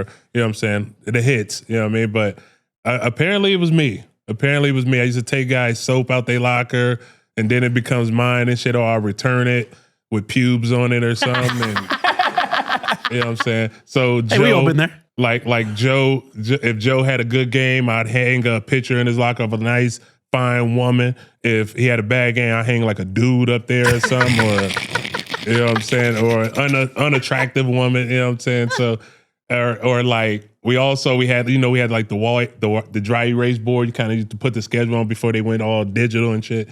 You had to put the schedule on. I had a big circle of trust. If you had a good game, you was in there. But we were notorious for kicking people out. Like, no, we don't trust you this week. You gotta get back. You gotta earn our trust back. We'll kick Joe ass out. He had a bad game. You out of the circle of trust. Harbaugh, Cameron, they called some dumb shit. You out of the circle of trust. Like we was all accountable to each other. You know what I'm saying? And we had good fun with it, but it was also like, all right, I need to have a good game next game. I haven't got my ass kicked out of the circle of trust, doing some fuck shit on the field sometimes. Shit get crazy. It happens. So, it happens. You know what I mean? Who was the funny guy on the team? The funny guy. Who was the funny guy? Who is funny? Ed's funny. It was Ed. I'd say Ed Reed. Ed Reed's the funny guy. Yeah. All right. And before we move on to the game, who's the best football player you played with? It's easy to say Ray Lewis. It's easy to say Ray, but you got to understand, like I played with the best left tackle in football history. I played with the best middle linebacker in football history, and I played with the best safety in football history. So, who's the best football player you played with? Who's the best football player? Man, it's hard between those three. A spaceship. All three of them got gold jackets. That's going to an unknown planet, and they need to bring another person. They want a defensive lineman to breed with, and they need to bring in another football player to breed with. Who are they bringing? So hard. They bring in Ray. They bring in Ray because you get that tenacity. You know what I'm saying? That leadership, that leadership, that confidence. So yeah, it would probably be Ray. In pre-production meetings, in a slight, like a razor thin edge between Ray, Jo, and Ed. Ah, yeah. Well, we got one more before we get into this game. Is there still like a T Sizzle, Ray Lewis, Ed Reed group chat going? Yeah. There is. Is anyone else in the group chat? Anyone else? Oh, yeah. It's like our whole Super Bowl team. Whole Super Bowl team. Yeah, our whole chat. Super Bowl team is in the group chat. Yeah. So, Man, how come Tom hasn't? We don't know what the heck? Come on, man. Super Bowl teams. Man. Come on, Tom. Outdating the models, man. He's living a rough life. You know what I mean? Is that shit It's popping hard. on Is it popping on a weekly basis? What? The group chat. Yeah, Oh, I because love you that. know, we talk about, especially when we were 1-5. You know what I'm saying? It's like, yo, Take the ping pong tables out. we finna have to start getting these motherfuckers up out of there. You know what I'm saying? Like, we don't do that shit, and we was getting ran on. Oh, I like, know. ran on. Like, you I gotta know. understand. We was playing offense. They was getting whatever they want. They running the ball and throwing the ball. Didn't look like Usually Raven you football. gotta choose one. Right. We wasn't stopping a nosebleed in those first He's weeks. watching Fox Kickoff. You And I'm heard just heard me like, talking oh my about that. God. That's right. It's Heard me hard. talking about it. You can't. We used to have to not run the ball against a boom. Like, yo, like now, like I said, it's just They're getting to that. they're though. getting better. They're getting better. They're getting back. Yeah, They're getting back. They're getting back. Let's jump So, into yeah. the game, Jack. Let's run through this game real quick. This was a beatdown 35-7. 35. Defined by 7 turnovers. Man. For 7 turnovers, man. Yeah. Unbelievable. Yeah. T Sizzle came out, 3 sacks, 5 tackles for losses, 5 QB hits, a forced fumble. Jesus. Big one on Big Ben early. That put it to 14-17. Ray Rice comes out of this thing swinging right yeah. out the gate. 3 plays, score, go up 7-0. It's like, oh man, like this really set the tone for the day. Oh, yeah. What was it about Ray? I swear he started so many games so fast. Yeah. And these drives just like blowing the doors open. Man, PTSD. I would have loved to I see know. him with that Kubiak offense. Oh, I know. If Ray would have been in that Kubiak offense, you know, Kubiak responsible for Arian Foster. Yeah. Seriously. You know what I'm saying? So if you put Ray Rice back like that, like Ray Rice would have been MVP. Like I say it all the time. If Ray Rice had Gary Kubiak as his coordinator, he'd have been MVP. Wow. He definitely would have run, you know, an offensive MVP, but I think he would have won it as a whole because Ray Rice was a phenomenal talent and Kubiak he was like the best offensive coordinator I ever had. I believe you know it. what I'm saying? And I loved how I used to tell him, I used to walk in the building, see him in the morning. I'm like, yo, I'm just so glad you're here. I'm just so glad. You got to understand, we've had I wasted my good years and we had teams that didn't have an offense. We couldn't score. You know what I'm saying? And when Kubiak walked in that building, just think everybody had like career highs. Crazy, bro. It was Joe Flacco's like best season ever. Yeah. You know what I'm saying? And like, if Ray, it's like one of those things that you like, what could have been? I know, If Ray man. Rice would have been under Gary Kubiak, he probably would have been a league MVP. That would have been unfair. Oh my God. Like I love Ray Rice and Kubiak, man. You know? As we were saying here a minute ago, right? Freaking T Sizzle sets the Ravens franchise sack record in this game with the strip sack. That gets it to 14-0. Steelers respond with a nice drive. Emmanuel Sanders TD to make it 14-7. Ray's back again in the end zone, 21-7. Then we get out of the second half, start it with a bang, another tone setter. Haloti Ngata blowing up Rashard Mendenhall. Oh my God. Blows him up, recovers the fumble. Quick sudden change score there. Little Ed Dixon in the back of the end zone. It was real nice. Joe Flacco with a dime. Take us through the strip sack and also give us the coaching I had point. 2. I know the strip sacks. Yeah. The first one was crazy. And then also forgot. give us, both Yeah. crazy. give us the coaching points on how to tackle Big Ben because it's a fucking problem. So the strips, all right, so the first one, like it was really, we owe Haloti for it because we was running a stunt where we both we blitz off the edge and we both take the adjacent gap. And he was like, Sis, I'm not going, like go under me. He was like, Sis, I'm gonna hit it hard, go under me, because he figured they knew it. So this sack happened, it was like Haloti's call. And I'm pretty sure they was going crazy on the sideline, what the hell are they doing? They're not running the defense right, you know what I'm saying? But going off book was what we did best. You know what I'm saying? It was no, we're not doing that, we're gonna do this. So Haloti called it. He was like, Sis, I'm gonna go straight up, and instead of you going in the gap, go under me. And I come under and you see it, and you look like that's the defense. But no, we went off script there. And then my thing was I was trying to get the ball. I didn't know I got it, but it was like get him first. Usually you have to like break down on Ben. Yeah. You know what I'm saying? But he's so big, it's a big target, and it's like, all right, I got to hit him hard, but that's kind of what he wants. Because he's going to shrug you off. He's going to spin off you, and then now it's his show. Yeah. You know what I'm saying? He's like the best at that. Big hands, when a play breaks down and he can go out and do what he wants, you know what I'm saying? Like, that's when Ben is at his best. But you kind of got to break down. You got to break down to hit him. But we got some good shots on him that day. We got some great shots on him. Great shots. And the We got second some half great was more of shots on that. him. You got Yeah. the Ray pick, the Ed Reed pick, Yep. another Ed pick, Yep. another Ray Jesus Lewis forced Christ. fumble, T Yep. Sizzle, another forced fumble.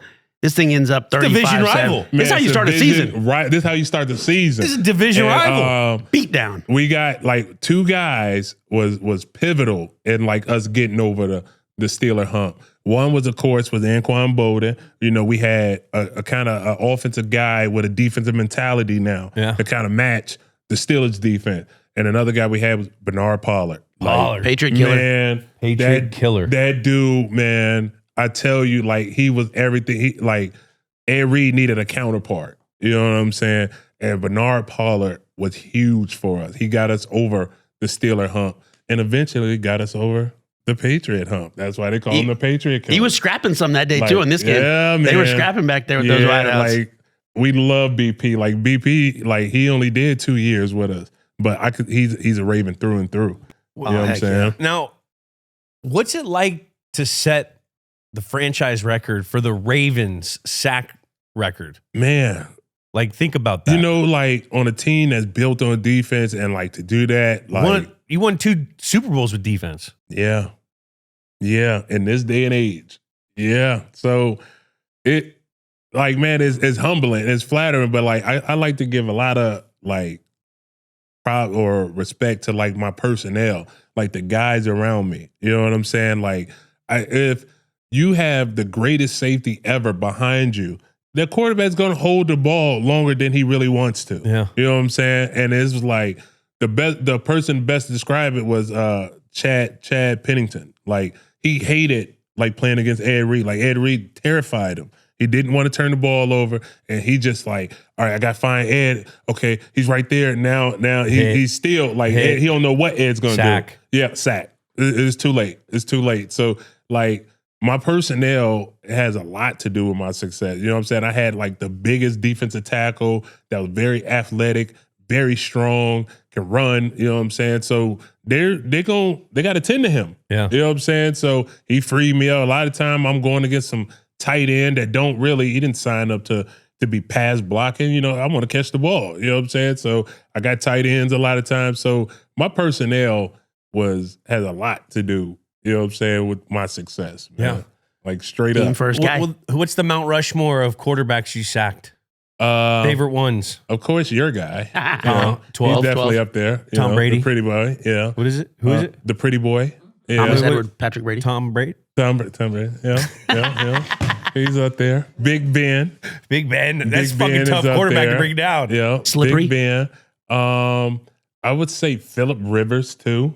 Talking because- shit on the way down. Was he cursing? Was he cursing? Absolutely, that's why. That, like, Freaking- Phillip that Rivers freaking- talk shit. He just talks shit to talk. I'm like, dude, you're a quarterback. Like, shut up. Like, fucking Phillip Rivers. He's up there. Who would be the fourth? I want to say Peyton, but he's beat me way too many times. So I would say anybody in Cleveland. Like, Anyone. Cleveland was really good to me. Like, Just Cleveland. if you were a Cleveland quarterback, you were really good for my career. Like, Shout out Colt McCoy. it's like Colt McCoy, Derek Anderson, all of All them. of them. Like you. Charlie The list Fry. goes on. Charlie Fry. God bless Shout your out. heart. Who was the guy that was from Bless your heart. Notre Dame? Brady Quinn. Deshaun Kaiser. Deshaun Kaiser. Deshaun Oh Kaiser. my God. He really loved to hold that thing. He held that thing like Drew Bledsoe. Like, I love Drew Bledsoe because he refused to throw the ball early. Like, I love Drew Bledsoe. You know what I'm saying? But Deshaun Kaiser was one of those. He was like, no, I'm not going to throw the ball until I know my receiver is open. Where, you know, like, a lot of good quarterbacks and receivers, they throwing that ball out the break. Yep. Like, you better, you know this motherfucker coming, you better get open and catch it, or that's your ass. So, but yeah, Deshaun Kaiser, he loved to hold on that. But like I said, anybody in Cleveland Jeff Garcia, any Cleveland quarterback was really. I hadn't thought about Jeff in a minute. Was really good for me. So I love the Cleveland quarterback. Love it. Should we score this game? Put a bow on that bad boy. Let's put a bow on it. 35-7 beatdown. Yes. These are some names that we came up for this game. Unless you have a name that you call it. I love the beatdown in Charm City. I love that. So we Can we have go with that? We'll go. We have the beatdown in Charm City. We have the Week 1 revenge, the Big Ben beatdown, the T Sizzle sack game. But T Sizzle wants the beatdown. I would choose that one. Yeah, Love it. beatdown Charm City. Score the game. Is this the greatest game of all time? Let's score it. Remember, decimals are encouraged. It's a 0 to 10, 10 being off the charts, 0 meaning terrible grading system. Terrell, the stakes of this Week 1 divisional matchup game. Okay. The stakes of this game, 0 to 10 decimals encouraged. The stakes of this game, opening season. Opening the season. The stakes. Just to let you know, we've 10. done 10. Is the opening game against your rival who knocked you out of the playoff. Your last game you played in the previous year was against This them. is the and they highest beat stake you. game you ever played in your life. No. I wouldn't say the highest stake. I thought we were just rating this one. The highest one is y'all. But then, well, that would make that a 10. Okay, that would make that one a 10. So So this what does one, that make this then? an 8. See, there you go. Good score, I'm good just score. trying to get you an integrity give it an type 8. score. Okay. I'm just trying to get you an integrity type score. Okay, yeah. Okay. What do you have? Now I'm going to go with the 7.5. Okay. All right. Okay, it's passing, but you got to realize we've done fucking World Cup finals on this show. We've done, Super Bowls. It's a regular season game, division game. That's why it's a 7.5. I had a 6-1. Kyler had a 6-3. Star power. Star power of this game will shoot out the lights. I would say 9. 9. A lot of Hall of Definitely. There's Famers. a lot of stars. I think it's a 9 as Future well. Hall of I think Famers, it's a all 9. that. Yeah. 9 as well. I had a 7.0, Kyler an 8.8. I think I fucked up on my scoring there. A little too low, but we'll keep playing. We'll keep playing. The All right, gameplay gameplay. of the game, how the viewer accepted the game, all viewers, however Entertainment viewer you value. think. Well, don't it differ from if you're a Steelers fan, this wasn't a very high game for you. No. You know what I'm saying? No. So I would give it a gameplay an 8 because we 8. beat the ARS. If you're a That's right. defensive fan, Yeah. you loved this game. yeah. Or a Ravens fan. I'm going to go with the 8 as well. 8.1. I like that. I had a 5.4, Kyler Whoa. had a 5.1. I don't know. I think we were whiling a little bit. A little too low, I think. Could we blow them out? I guess Blow so. 'em I out. don't Yeah. know. It was a Blew fun 'em out. watch, Wasn't though. close. Wasn't close at all. And now, lastly, we score the name of the game, the beatdown in Charm City. I love solid that. I'm giving that a 9. Nice. I love that. I like that. I'll give that an 8.5. Okay. Shout out. I went too low. I'm gonna up mine. I didn't know we were gonna pick that one. Let me up my thing to a 9. I'm gonna join T Sizzle. I on this one. appreciate you. Hey, all day, baby. Beatdown in Kyler had a Charm City. 5.5. Where does that put us? That puts us at a 7.52. Not bad. Not bad. Not Average. bad. Yeah, not bad. That makes us right. We are at the 73rd Oh, that's terrible. game. Wow. But you gotta That was look number between- 1 so far. But you got to look. You're above a Stanley Cup final. Oh, okay. You're in between the Squish the Fish game, 1985 AFC Championships, where the Patriots beat the Dolphins. You're right below the double doink game. Remember the double doink Eagles Bears in the playoffs where they doinked it? Yep. What's Yeah. number 1? We're right in there. Oh, what's number We're one? not. We don't have like any. Super Bowl LI. Oh, That's a pretty good game. no bias. That's a No hell of bias. a fucking game. That's a hell of a game. Like dog. And I'm And the you worst know, scorer. I'm the worst scorer for all these for- Patriots games. For a person that's anti-patriot, and so I was having the Super Bowl of my life, and I was in Houston, like I was down there, like I was like, this is the best Super Bowl ever, because I was doing all the parties, and they were losing 28-3, and like you had never seen them get their ass kicked like that before ever. I was like, hell yeah, and then it happened. Then they scored the first touchdown. Then they scored the second one. And then this motherfucker did the catch. I'm like, oh, it's happening. It's happening again. Like everybody, if you wasn't in Boston, like everybody knew what's happening. Like, cause we've been on the opposite I side was of gonna that. say, you Blood know in the it. water. Like, fuck. They're giving this dude a chance. Now he's in it. And it's like, dude, just make one play. Or like Atlanta didn't have it. And like, I think Shanahan, he was the offensive coordinator there. And he had already gotten the 49er job. And I was like, this motherfucker. He's trying Like, to throw it. he's sabotaging it. Like, I had all the conspiracy theories. I'm like, this motherfucker. But And they didn't have an answer. That once that tidal wave happened, like I'm pretty sure I couldn't have recovered as a football player. In the Super Bowl, you're up 28-3 against them. Like this is the empire. You know what I'm saying? This is Darth Vader and Senator Palpatine. Like this is the team you want to beat in the Super Bowl, and you're up 28-3. Yeah. And you lose. But if you watch the game, And you lose. if you watch the game, I'm like, we were driving the ball down the throats of them the whole game, and we turned it over twice, one in the red area. They had a pick six in the red area. Like, we were giving them the game. like nobody remembers that. All we remember is a 28-3 in the fourth. No, it was in the third. It was in the third. In the third. In the third. It was in the but still 28-3 in the Super Bowl. That's a lot. Insane. You're 28-3 in the Super Bowl. It's a lot of points. And it was like series after series, they couldn't make a play. They couldn't do it. They couldn't get a first down. It was just like, I can't believe what I'm watching. I can't. And who of all people is going to do it? Tom fucking Brady. Mr. Got It All. Oh my God. That's a fucking Go back? movie.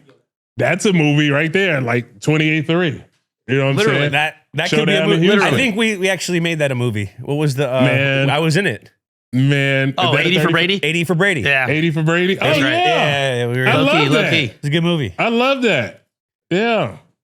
T Ooh, Sizzle. I appreciate you. This has been awesome. This is my first time really getting to talk to you, and it's been so fun. I would have loved to got to play with you. You got to have me back, me and Gronk, That would be epic. and probably like Ed, and y'all bring Tom and Ray. We And got all it. of Oh us my sit God, that would be a down movie. and hash it out. We- hash out everything. And The everyone, hash out. Let's do it. we also hash out. forgot to mention T Sizzle's up for the Hall of Fame this I year. am. Let's get this guy in On shape, and baby. off. Gold jackets. Hopefully. And he should Hopefully be I in get there. The knot. Hopefully I get You the got to knot. get in there. Let's go. Got to get the knot. I mean, 100. What are the stats? Career Lifelong, stats? 177, sacks, 7 interceptions, most tackle for losses in NFL history, most tackle for losses in college football history. 139 Wow. sacks, 39 forced fumbles, 7 interceptions, 60 pass deflection, 3 TDs. Wow. I mean, really two-time Super Bowl record champ. for tackle for loss? Yeah. Wow. Pac-10, DPOI, I Pac-10. didn't know that. That's a Hall RIP of Famer. Pac-10. Don't Bring him even back. know the records he got. Man, I'm gonna have to remember all of them so I can tell my son. Because he's not gonna be like, Dad, you didn't do all that stuff. Is there I'm any, like, dude, you're gonna see it. anything you want to plug? Hey man, vote me in, man. Tell them I want my knot. Let's Go. go. Let's Hey, go. man, we got to have you come back. This was Amen. so fun. Thanks Hell for yeah, I coming can't on. wait. Thanks to do again, it. T-Sizzle. You're the man. I appreciate y'all. That was man. awesome. It is easy to see, especially in the sports industry, how some guys fold in crunch time while others rise to the occasion. Those guys know they're needed, especially when the going gets rough, and can help lead their team to victory. Sparks gives guys that quick confidence to perform when it matters most. Rose Sparks are a 2-in-1 prescription treatment for guys who need a game-winning play. Rose Sparks begin to work in 15 minutes on average after they dissolve under your tongue. In the heat of the moment, you've always been taught to lean on your preparation. I prepare by having Rose Sparks on hand at all times, so there's no need to panic in your hurry-up offense. Rose Sparks dual action formula contains tadalafil, which stays active in your system for up to 36 hours. No, you don't stay hard the whole time, but when you get aroused, your body can respond. Rose Sparks gives guys a boost to get harder and last longer. If prescribed, new sexual health patients get $15 off your first order of Rose Sparks on a reoccurring plan. That's ro.co/GWN for $15 off your first order. Get almost anything you need delivered with Uber Eats. What do we mean by almost? Well, you can't get a well-groomed lawn delivered, but you can get chicken parmesan delivered. A day at the lake? That's a no. A Philly cheesesteak? That's a yes. An afternoon stroll? Sorry, no. A burrito bowl? Happily, yes. What about a day of sunshine? Not happening. A box of fine wines? Yes, that's happening. Delivery on its way. Okay, how about some clear skies? Nope. Well, then how about some French fries? Yep. A little escape? No. A delicious bowl of grapes? Yes. Yes, that. How about a freshly cut lawn? Can't help you there, but barbecued prawns? Order it and it's on its way. Get almost anything delivered with Uber Eats. Order now. Alcohol in select markets. Product availability may vary by region. See app for details. Man, old T-Sizzle. T-Sizzle, what a gem of a guy.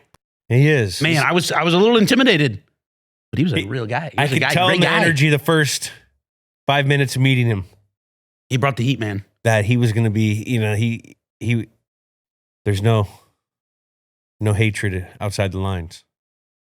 Like Drake said, you would think we're from Baltimore the way we're raving about him. We are raving about We were T-Sizzle. raving about him. We can't man. stop talking about him all week. I know it was fun to have him on and rehash those It was. stories. We played against each other in some, I caught him in the back end though. Yeah. No, I was You going know to what say. I mean? You forget how long he played for the Ravens. Played a I mean, long my time. God.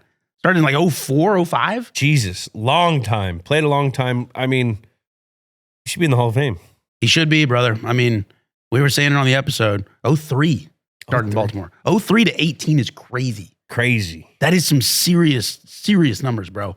He saw a lot of football and he saw a lot of you guys. A lot of tough football too in that Amen, North. dude. I mean, Just hearing AFC. how they think about it, because we all talk about it. Us outsiders, oh, that's a tough division, but dude lived it. They even lived it. My God, that was crazy. I liked his idea about the round table with Ray, you, Tom, Gronk. We should actually That would try be to, awesome. We should actually try to do that. We should. That would be Little backdoor pilot to a Games with Names TV show. I mean, you thought the Paris Accords and some of that shit was a big round table. This would be earth shattering. That would be fun. That would be fun. That would Ed be so Reed. tight. Guy, we missed you, man. I know. I just want to first of all, apologize. It's all I was good, on a brother. plane that was supposed to land at 9 before the thing, and then I'm over Pittsburgh, and they're just like, we have to divert the plane back to JFK. I guess this plane can't handle ice. And we're like, well, we're going to Los Angeles. It's like, well, it's raining and it's kind of cold there. So I had to go to JFK and land. And then I was trying to watch it on fucking Riverside on the plane, but you guys crushed it. It We wasn't held that it big down. deal. It was down all for you. good. But shout out to, I think their names are Adam and Sean. Two guys behind me were huge Games with Names fan. We just talked for like an hour on the way home. Did they There we ask go. about Jules and I? Yeah. Nice. Let's go, baby. Oh, They're like, is Jack really as cool as how he seems? I'm like, no. Nah, he's a cornball. what? man. What are we doing here today? Little chill zone time. Since it's playoff time in the NFL, we figured it's time to pull back the curtain on life for NFL players during the playoffs. It's a big time, man. I mean, it's the money time. You played almost a whole nother season of playoff games. Yeah. Nobody knows, man. I mean, over a season. Nobody knows it better than you, brother. 19 total playoff games. 19. Yeah. Jack, I'm so happy you picked playoffs because today is January 6th for our post game. So Oh, it's good. that's Keep the it- only, yeah. Keep What do you it, keep it playoffs, NFL playoffs. What It's else good. would happen on this Yeah. day? What do you mean? NFL playoffs. Yeah, That's right. playoffs, baby. Yeah, of course. Playoff time. What was, I think, first of all, to start off, Jules, setting the scene here to pull back this curtain, what was there a vibe shift when the playoffs rolled around in the building, or was it business as usual? What, take us through sort of the mindset of entering this next season, if you will, of the year. Like, regular season's over. All right, now we're on a mission. Regular season's over, and I would say as soon as Thanksgiving hit, Right. so green the real season. football season started. Like, you could feel it in the building, the vibe You shift. could feel like- it. Okay. And then once the playoffs started, the urgency was there even more. The little extra details were in everything. The little extra time you spent at the building because it could ultimately be your last time there for that year. The last yeah. time you get to hang out with this team forever. So everyone knows that. And I just always remember it being hyper focused. Like it was just everyone, going to a walkthrough in week 11, when you're banged up, you're playing a shitty team or, whatever, you go into those or mid-season eight week, you're not as energetic. you know, you're not going through the motions, but it's just a little harder. You're beat up. It's cold. You know what I mean? Oh, yeah. Once playoffs hit, like you get like a jolt of energy, and like you get super. I would get super focused, and you know, our leader Tom would always be. The guys would just. You just felt the urgency, the focus level go to a whole nother level. And you guys were no stranger to a bye week. When the bye week happened, how would you guys normally spend your bye week? Well, we would use that bye week to get healthy, but also we would use it to try to stay in football shape. Right. I remember we used to have like a blue and white scrimmage. Oh yeah, I remember hearing about that. Yeah, we'd always have a scrimmage that weekend or one of the days where we divide the team up into two, and we would play against each other. We'd have different coaches call stuff.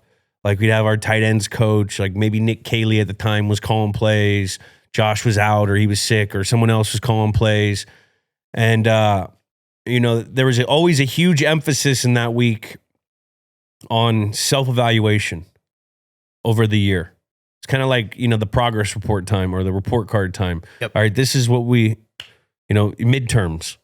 All right, we this is what we are. This is what we struggle with. This is what we do well.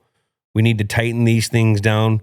We have a couple of these plays that we haven't called that are going to be on shelf to be called potentially that we've been setting up for a while. So yeah, I just brain farted there. No, that was bye week. Bye week. Stuff. Oh, yeah. So a lot of self-scout, and it's a lot of like, how can you get yourself better? How can we as a team get better going into finding out who we're going to play? Because you don't know who you're going to play. Right, that's tough. And then once we knew who we were going to play, then it turns into regular week schedule after a couple days off to kind of let you reboot or a day off or whatever it was. But even on days off, guys were coming in because you knew. Right. We're not going boat parties. We weren't throwing boat parties. Now, how much does the idea of the playoffs and playoff seeding creep into the locker room at the end of the regular season? Like, are you guys looking at scoreboards? You guys are you aware of your seeding or where the Bills are, where the Chiefs are at all? Yeah, you're always worried about your game, but you're definitely, if you're fighting for that first spot, you know, you're always going for a bye week. You can never not have enough, like the rest versus rest thing. We would always like to have the bye week because we were productive with that week. We worked that week, and it was an opportunity to get healthy. You know, so you're definitely looking at the standings at the end of the year, see where you're at. And that even went into like how the coaches went into week 19 or 18 at that time. I remember a couple of times, you know, we had it kind of locked up. We're playing a shittier team. You know, they come up to you before the game. Hey, we're going to try to rest you. You're kind of banged up. We're going to suit you up. And then all of a sudden, like, we think we're going to win the game. And then all of a sudden the other team's whooping our ass and you're playing in the whole third, fourth quarter. Like there's been those episodes as well. Dolphins. Yeah. 2020 or 19? 19. You know, but there was a couple of those, you know, so I'd say urgency and focus. As a player, I know it's always a topic of conversation towards the end of the year. The teams that kind of locked up some seedings where they don't move too much, talking about resting players. As a player, do you like that to get, you know, a little bit of rest, or is there anything too you wanted to keep going, keep the momentum? I think it's different for every player at where they're at in their career. Younger teams probably need, you know, got to play them. And our coaching staff would do a good job of that in that week's practice, that week, that blue and white game. Like those were hard games. Those were our hard practices because we needed to simulate not a game, but like you needed to get some hard action because the next team you're playing is going to be the best team you're going to play all year because they have a playoff win. That's what I remember, you know, the coaching staff always saying. Regardless of who you're playing next, it will be the best team you've played all year because they already have a playoff win. They've already felt the lose and go home mentality, and they prevailed. So, you know, even if you beat the team the year, you know, in the regular, it didn't matter. Whoever you were playing, it was going to be the best team. So you had to go out and have a great week of that prep, self-scout, get healthy, good hard work, good meaningful work, and then go from there. Now, are there any like I don't want to say the word perks, but anything that is like notably different once you get into playoff mode? So like the food is better, or you have more like TV production media. Are there anything like that that becomes different when it becomes playoff time? No, they try to keep that relatively on routine of what we've been doing. Look, it's the same game. And you know, I was fortunate enough a lot of the times we were 1 seeds or we were high seeds. We'd have a bye. So we put ourselves in good position all year with how we were doing things to get to that point. So, you know, the coaches wouldn't change that up as much. They may change like when we practice, depending on when the game was or something, or a travel day, but not really. The schedule would stay pretty much the same. The schedule would stay pretty much the same. That makes sense. That was because once you start getting further into the playoffs, like there's very specific time slots for games, right? The Saturday, Sunday, early, late. Was there a time slot you prefer or that you'd be rooting for, or what Not would that really. look like? I always liked being the first team on Championship Sunday or you know what I mean? Oh, yeah. Just because then you got to see you got to watch the game and you got 8 more hours of recovery. You know what I mean? Honestly, Yeah. get it over with. So I always, or, you know, because I remember a couple of those times where we would be playing the second game, and, you know, I think we mentioned in one of the Dudes episodes with Rob that, you know, you're going into the equipment room and you're taking a little glance up to see what the score of the game is, you know, but Might see the Minneapolis Miracle on might TV. see the Minneapolis Miracle. Holy smokes. No, and those are always, I feel like, those day to night games, which is tricky. I think those are all pretty much now games. Anytime you have a 4 o'clock game, it's going to be a day to night game. Yeah. At this point. Yeah. Even sometimes, I mean, you get twilight in the 1 o'clock games on the East Coast and Sure. Northeast. So, you know, we were very conscientious of that and practiced those situations. The idea of home field advantage is obvious and talked about often, but are there anything like specific things that a fan at home might not realize are included in the home field advantage versus playing on the road?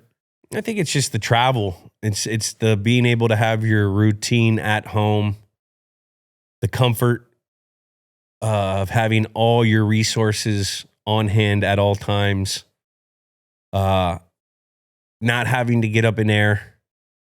You know, that air, when you get up there, that pressurization, that could be a lot on certain guys with certain injuries, certain guys that are dealing with certain things. So if you don't have to go up in the air, that's always a big advantage. And having that comfortability, having that comfort of being at home with that same the routine is less. Speaking of routine, can you take us through the playoff beard a little bit? I know that was one of your rituals. Did you have the others though? Yeah, I just, you know, I would stop cutting usually as the years went by. It used to be like after Thanksgiving, then it would go earlier, but you know, Let that beard grow, baby. The beard would just go. Heck yes. You don't have to name any names or anything, but could you tell in the locker room guys that got up for playoff games and guys that maybe shrunk a little bit in playoff games? I was in a locker room where a lot of guys got up for like we won Super Bowls because everyone got up for playoff games. Shout out playoff Dola. Shout out playoff Dola, playoff Nico, playoff Slater, playoff McCoy. Like you name everyone. Yeah. Amen. Yeah. Everyone had their contribution. Like the up and down guys and guys that have that on their, they don't win. You know, you got, everyone's got to be up in the playoffs for you to win a Super Bowl. Everyone's got to be up. Need you. That one play might be it. That one play. Man, how about let me pocket watch here for a quick second. How'd paychecks work? Same? Or are they different? No, so when you have the first round bye, you're actually making less money. If you were a team that would go on to win the Super Bowl, Less per game. Because you don't get paid that first week Oh, damn. in the game. Oh, I got you. I understand. Never mind. So you're working for free for a week? That's so lame, dude.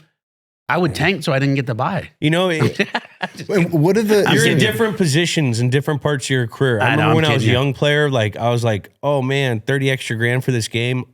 Hell yeah. You know what I mean? So everyone, what is it? You get 30 extra for the first. It's changed. Yeah. So but it escalates. It got to like 100. Maybe if you won the Super Bowl, you could make like 150 to 200 grand For just that game or total in the playoffs? total. Okay. In playoff. That's tight. But if you came without a bye, you could make like 30 grand more. Oh, tight. So like those Giants. Yeah. Getting 8-8, 9 or whatever, 9-7. Yeah, well, they played that extra, you know, they extra didn't have a game. bye week. Yeah. So I they wonder made if- more money. Man, And the Super Bowl winner gets like, I think 10, 15 grand more. that's tight. And I think everyone in the building gets paid that. Oh, I didn't know that. So that's why it's also a great thing. So like the trainers, I don't know, the trainers. level of- there's level of everyone getting Yeah. bonuses. Yeah. Good. Okay. Man. That's So pretty like tight. for the high paid guys, it's like, honestly, it's bullshit. Pay cut. You're not even close. Yeah. I mean, you think about what maybe a guy who's making $20 million a year, he's making $1 million a game, Yeah, lunch money. you know? Yeah, for sure. But I wonder what the actual, like for a player like that, like a star, I wonder what the actual like career-wise ROI on having a Super Bowl on your record actually ends up being. I understand it's like, Well, yeah, it's more of like a ethereal kind of idea, but like winning, like a Josh Allen winning a Super Bowl would probably have an X amount of dollar outcome long-term. Shit, well, we know the return of investment if you have 7, Yeah. 32.5. Good math. right. Good math. 32.5 a year for 10 years. Yeah. Sounds all right just, to me. That's just one deal. That sounds all right to me. I've got one more. Do you have any more? Lay it on me. I got a general one. You want me to rip it? Yeah. Favorite overall playoff moment? I mean, that's... It's probably, I mean, it's got to be the win in Kansas City. 100%. Yep. Yeah. We ain't going. No, that's Well, such a sick video. that- Yeah. That was awesome. What a That game. was fun. That made The Baltimore game was fun. The double pass and all that. Yeah. Coming back from 2. The hardest games were always the funnest games. You know what I There's mean? a life lesson in there. Not like Amen. when you blow out Pittsburgh in the AFC Championship or Houston. Like those were great stat games, fun games. But like the ones that you remember were the hardest. Like, Back damn, against the wall. we had to beat that young ass Kansas City team. Damn. We had to beat that freaking legendary, Seahawks team. Damn. We had to come back and not run the ball. We couldn't run the ball against the Baltimore Ravens and then end up trying to come back 14 twice on them. Like those are the games that like you really remember, the tough ones against the fine opponent that was bringing their A game. You know what I mean? Amen, baby. That's Amen. how you want it. Yeah, baby. Not like the Chargers in the AFC No. Championship where you blow them out when they come Running out. down their throats. First time they seen cold weather in their life. Yeah. You won the game before they even came on the field, bro. Put that heavy package in and just running down their throat. Not even, bro. Doesn't You even need to you be guys done. are cold. Game over. That's why this will be very interesting going forward with this Patriots team. What kind of team are they going to be A lot of warm weather guys in on the that weather? team. What kind of team are they going to be in the weather? They gotta be able to use that as their tool, Amen. It's an asset. use it to your advantage. Use it That to your is advantage. big. Forget about the Super Bowl for this question, but what's it like directly after a playoff game loss? It's tough because you go from straight like everything's about this season world to like depending on where you are in your contract, your career, your life. What's next? What's next? Like, what's next going to be? Like I remember when we lost against Denver in 2013. I was in a contract year, and I was like, man, that could have been my last game with the Patriots. Mm-hmm. I remember thinking that specifically on the ice chest.